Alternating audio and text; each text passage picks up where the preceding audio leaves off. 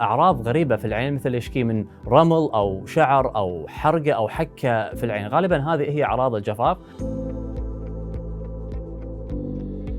وفي حالات الجفاف الشديدة يكون مصاحب معاها ضعف مؤقت في النظر، ويتحسن عندما يرمش المريض أو عندما نستعمل قطرات الترطيب. الجفاف له مسببات كثيرة. واحدة من مسببات الجفاف هي البشرة الدهنية أو ما يسمى بالروزيشيا أو الوردية. يكون مصاحب معاها التهابات في الغدد الدهنية في الجلد وفي جلد الجفن، وهذا يسبب إلى التهابات مزمنة على سطح القرنية ومعاها جفاف. في الحالة هذه نحتاج إلى قطرات الترطيب العادية مصاحبة إليها قطرات ترطيب خاصة لمعالجة الطبقة الدهنية، بالإضافة إلى قطرات للالتهابات المصاحبة أو الناتجة عن مشاكل الغدد الدهنية. هذا من ناحية علاجات العين نفسها. والعلاج الأساسي يكون تحسين وظائف الغدد الدهنية عن طريق كمادات دافية أو بعض العلاجات نفس علاجات الريستيسز، وفي حالات متطورة العلاجات الضوئية في العيادات الخاصة.